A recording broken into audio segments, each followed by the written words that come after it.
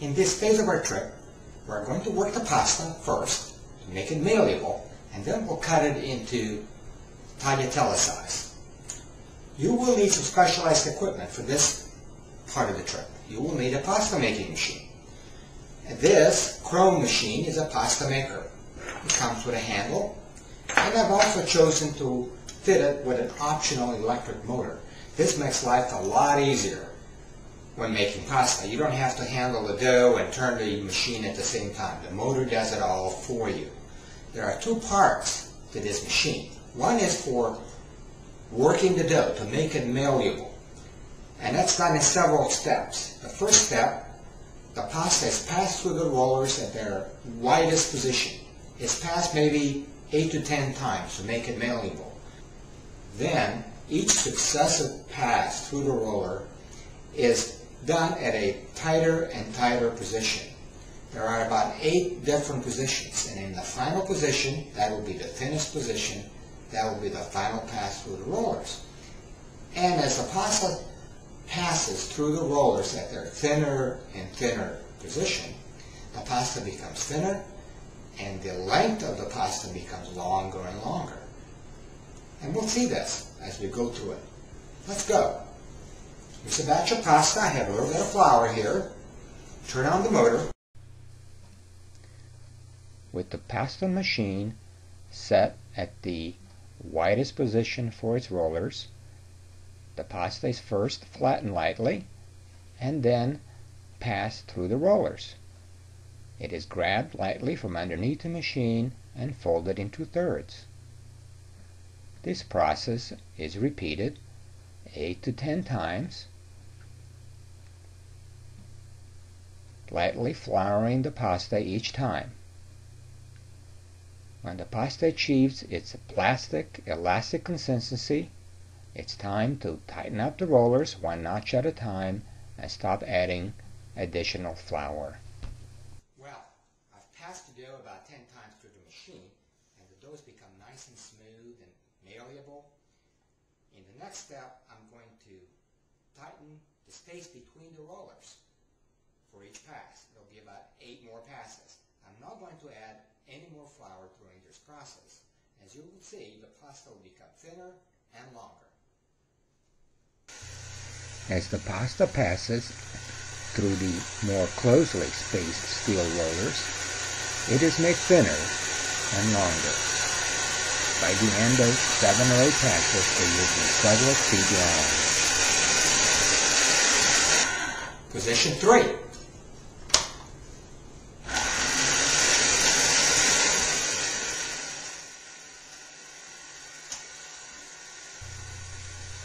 Grasp the pasta from the bottom as it exits the steel rollers to help guide it away from the machine and onto the counter.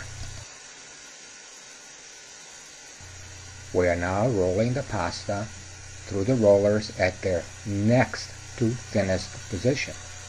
As you can see, the pasta is becoming several feet long.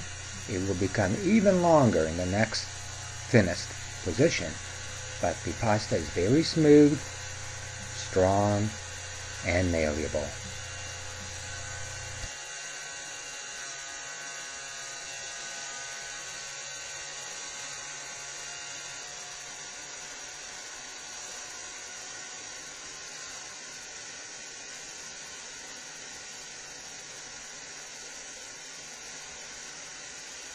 Final adjustment to the thinnest position for the rollers. As you can see, the pasta is several feet long, and it's a bit of a chore to trying to get it to feed just right into the rollers. And the final pass will make the pasta even longer and thinner.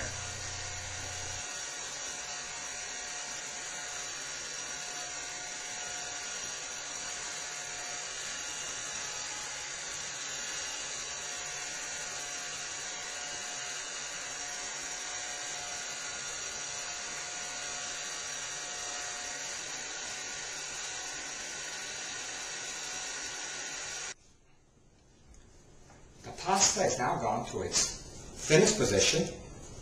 As you can see, it's several feet long.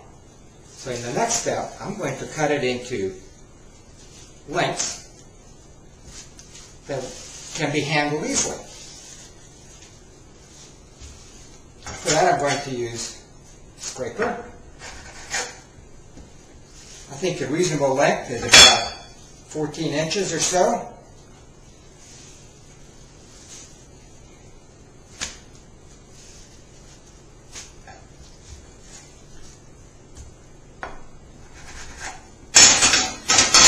Here's the first one.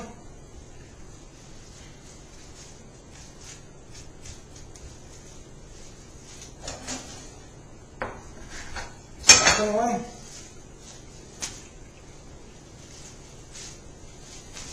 This is beautiful dough.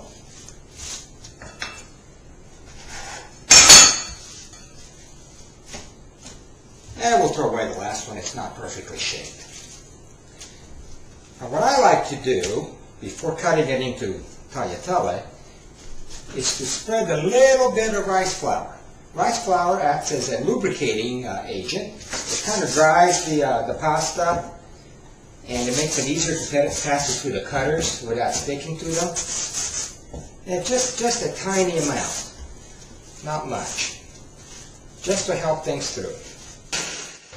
You can now pass the pasta dough through the tagliatelle cutters. And as the cutters work, the tagliatelle exit from below. Grasp the tagliatelle as they fall down to keep them in an orderly fashion.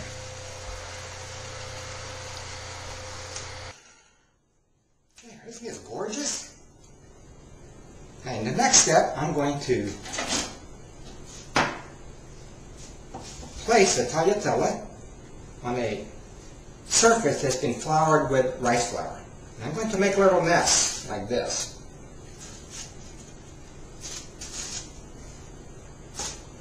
Now let them dry like this. And when they're all dry, I'll be able to cook them by just dropping them in boiling water. Let's go to the next one.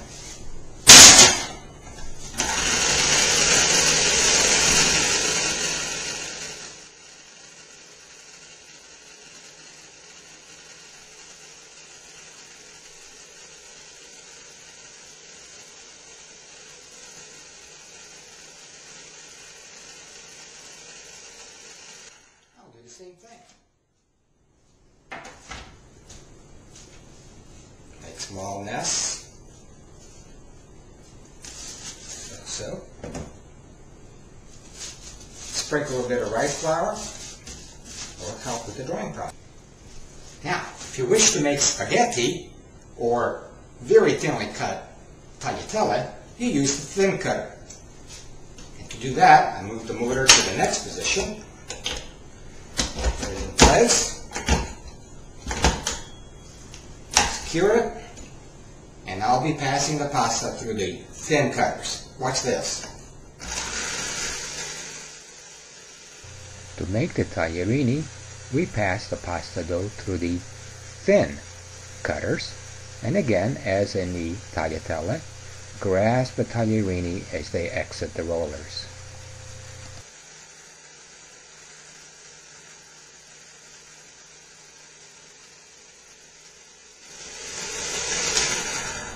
There. Isn't that beautiful? And so easy and fun. And I'll curl them the same way as the tagliatelle, although you could hang them up to dry as well.